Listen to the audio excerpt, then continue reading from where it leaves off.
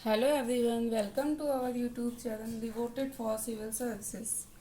जैसा कि मैंने कहा था, अगर आप लोगों को उसमें कुछ भी समझ ना आए पिछली वीडियो में तो आप लोग कमेंट कीजिएगा। तो आप लोगों ने कमेंट किया कि लास्ट वाला टॉपिक फिर से समझा दिया जाए, जो कि उसी का हिस्सा था ओएमओ का, यानी कि ओपन मार्केट ऑपरेशन का। तो ऑपरेशन ट्विस्ट एक बार हम फिर से बता देते हैं, इसे कंटिन्यू करते हैं। देखिए, ऑपरेशन ट्विस्ट होता क्या है।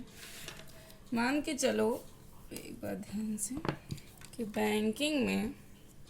बैंकिंग सेक्टर में होता क्या है, हमेशा पैसा ज़्यादा या कम तो रहता नहीं है। कभी मतलब हमेशा हमेशा जो पैसा जो होता है एक बराबर तो रहता नहीं है, कभी ज़्यादा रहेगा तो कभी कम रहेगा। आपको दोनों यहीं पे समझाते हैं। मान के चलो बैंकिंग सेक्टर में अभी पैसा कम है, लेकिन होता क्या है कि सरकार को तो पैसा चाहिए ही चाहिए, क्योंकि उसको अपने खर्चे पूरे करने हैं। सरकार को पैसा क्या होता है, हमेशा से चाहिए ही चाहिए होता है, चाहे बैंक में पैसा कम हो या ज़्यादा हो, लेकिन सरकार को अपने खर्च पूरे करने के लिए पैसा चाहिए ही चाहिए। तो सरकार करती क्या है, जब बैंकिंग सेक्टर में पैसा कम होता है, जब बैंकिंग सेक्टर में पैसा कम होता है तो सरकार ज़्यादा ब्याज दर पर ऋण ले लेती है बैंक से। जब बैंकिंग सेक्टर में पैसा कम होता है तो सरकार ज़्यादा ब्याज दर पर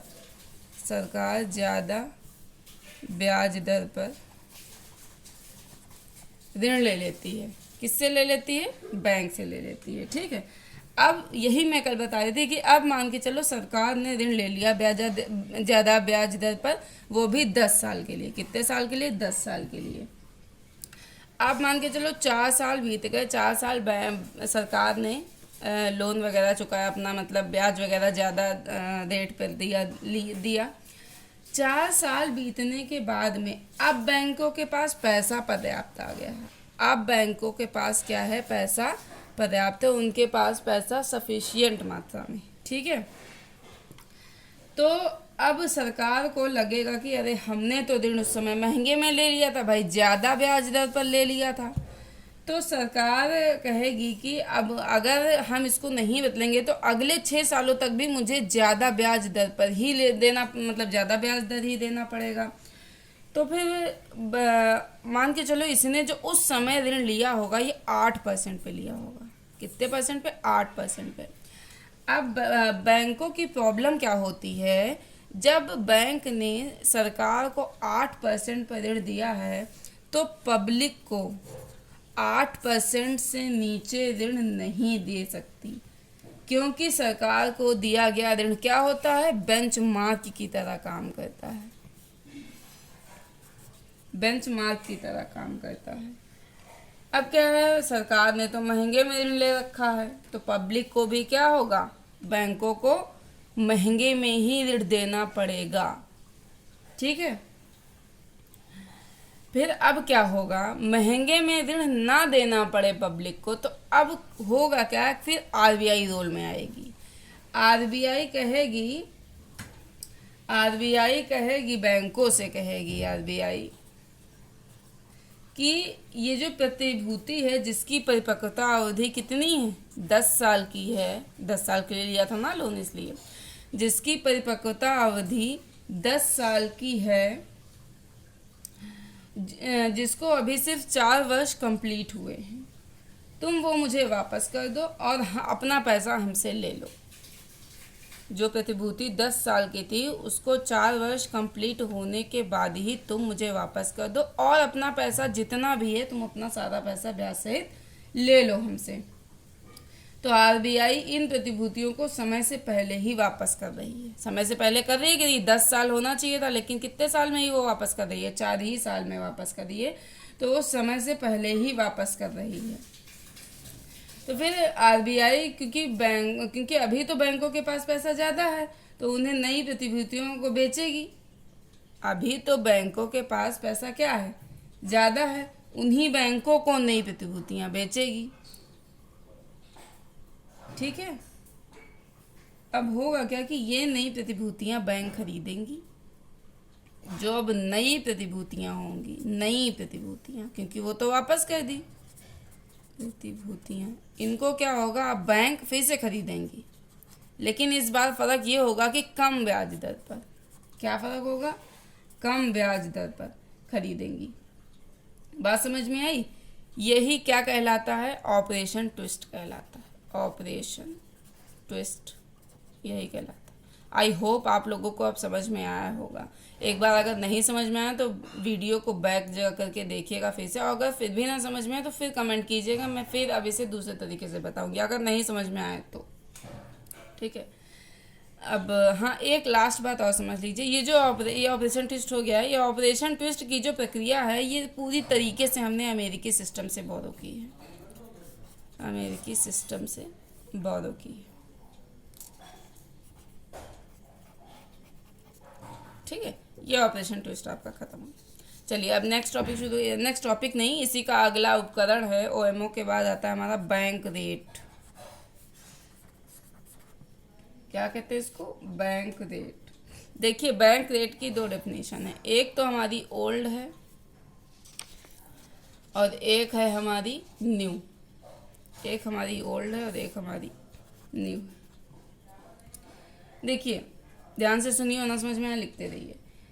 जब बैंक्स को अपने कारोबार की प्रक्रिया में पैसे की आवश्यकता होती है, जब बैंक्स को अपने कारोबार की प्रक्रिया में पैसे की आवश्यकता होती है और बैंक के पास पैसा यदि नहीं है तो बैंक आरबीआई से ऋण ले लेती है, और बैंक के पास पैसा नहीं है तो बैंक क्या करेगी? आरबीआई से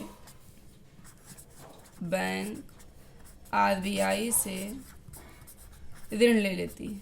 बैंक आरबीआई से ऋण ले लेती है। जब आरबीआई से लंबी अवधि का ऋण लेती है, बैंक जब आरबीआई से लंबी अवधि का ऋण लेती है, लंबी अवधि का मतलब इसको कहेंगे 90 दिन से ज़्यादा।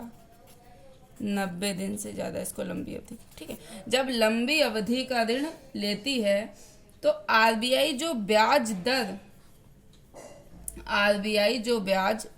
आरबीआई जाहिर सी बात है ऋण देगी तो क्या होगा? बैंक क्या करेगी? ब्याज देगी। तो आरबीआई जो ब्याज बैंकों से लेती है, आरबीआई जो ब्याज बैंकों से लेती है, बैंकों से लेती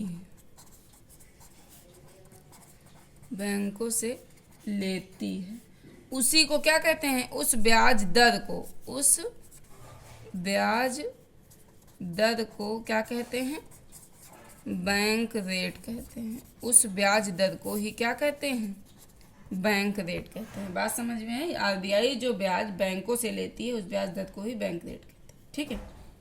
अब अगर आरबीआई बैंक रेट मान के चलो बढ़ा दे, आरबीआई क्या कर दे? बैंक रेट को क्या कर दे? बढ़ा दे, तो बैंकों के लिए आरबीआई से ऋण लेना क्या हो जाएगा? महंगा हो जाएगा।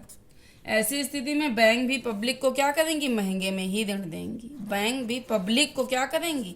महंगे में ऋण देंगी। इसका अपोजिट अगर आरबीआई क्या कर दे? आरबीआई बैंक रेट को घटा दे। अभी तो हमने बढ़ाने को बताया, अब हम कह रहे हैं कि घटा दे, तो आरबीआई के लिए तो बैंकों के लिए आरबीआई से ऋण लेना क्या हो जाएगा? सस्ता हो जाएगा, और फिर बैंक भी पब्लिक को सस्ते में ऋण दे पाएंगे।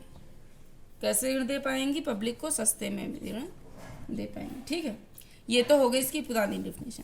अब बात करते हैं नई डेफिनेशन की। ये मैंने इसकी पुरानी डेफिनेशन बताई थी। ठीक है, अब बात करते हैं नई डेफिनेशन की। न्यू डेफिनेशन क्या है कि हुआ क्या कि बाद में रेपो रेट और रिवर्स रेपो रेट को इंट्रोड्यूस किया गया, जिनको कि एलएएफ कहा गया। एलएएफ का फुल फॉर्म होता है लिक्विडिटी, लिख देती हूँ, लिक्विडिटी एडजस्टमेंट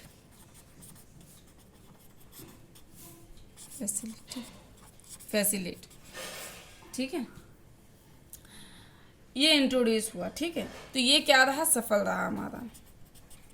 ठीक है, फिर क्या हुआ कि आरबीआई ने बैंक दर को जो मतलब बैंक दर का जो पर्पस था उस समय, बैंक रेट का या बैंक दर कुछ भी कह लो, इसको बात है कि ये इंग्लिश में बैंक रेट, हिंदी में बैंक दर। ठीक है, बैंक रेट का जो पर्पस था वो चेंज कर दिया।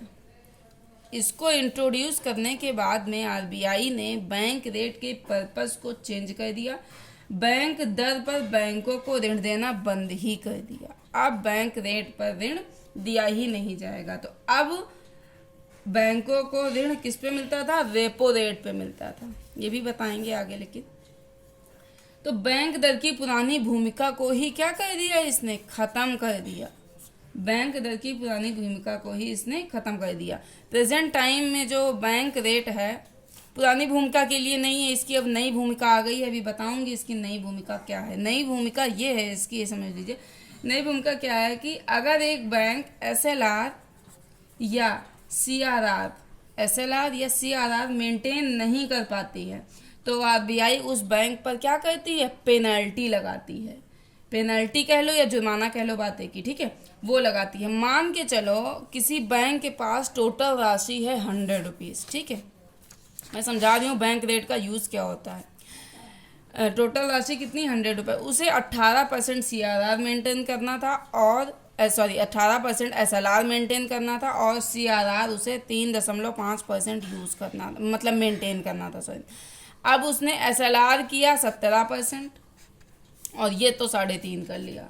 तो अब जब आरबीआई उस पर जुर्माना लगाएगी तो उस पर जब जुर्माना लगाएगी तो बैंक रेट, यानी कि बैंक रेट बीआर, ठीक है, बैंक रेट प्लस 2 या 3% जो भी आरबीआई चाहेगी या जो भी आरबीआई तय करेगी, कितने परसेंट क्या होना चाहिए वो आरबीआई तय करेगी। ये चीज़ जो बैंक रेट है वो इस समय का बैंक रेट है 4.25 और मान के चलो उसने 2% का जुर्माना लगाया, मान के चलो 2%, तो उसका टोटल जो जुर्माना होगा एसएलआर मेंटेन ना करने पर 18 के बजाय उसने 17 ही रखा, तो टोटल जुर्माना उसका हो जाएगा 6.25%।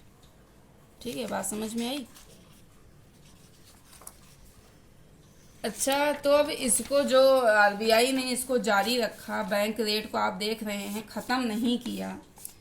हुआ क्या कि वर्ष 1999 में प्रयोगात्मक तौर पर एलएएफ को लाया गया था। मतलब ये चेक करने के लिए लाया गया था कि भाई चलेगा नहीं चलेगा, इस तरीके से उसको इंट्रोड्यूस किया था उस समय। एलएएफ के अंतर्गत मैंने अभी आपको बताया 2 व्यवस्था हैं, आरआर और आरआरआर, यानी कि रेपो रेट और रिवर्स रेपो रेट। मतलब अगली नेक्स्ट वीडियो में मैं यही टॉपिक्स पढ़ाऊंगी, आरआर और रिवर्स रेपो रेट। ठीक है, तो जब 1999 में सफलतापूर्वक कार्य करने लगी तो वर्ष 2000 में एलएएफ को स्थायी कर दिया गया। क्या कर दिया गया? एलएएफ को स्थायी के रूप से, मतलब लागू ही कर दिया गया कि अब ये लागू ही रहेगा। तो इसके लागू होने के बाद बैंक रेट की भूमिका, उस भूमिका को ख़त्म कर दिया गया जो पहले थी। अब नई भूमिका इंट्रोड्यूस हुई, किस रूप में? पेनल्टी के रूप में। बात समझ में आई? तो हम ये कह सकते हैं कि बैंक रेट की जो व्यवस्था थी उसको किसने रिप्लेस कर दिया? एलएएफ ने रिप्लेस कर दिया। बात समझ में आई? आई होप आप लोगों को समझ में आया होगा।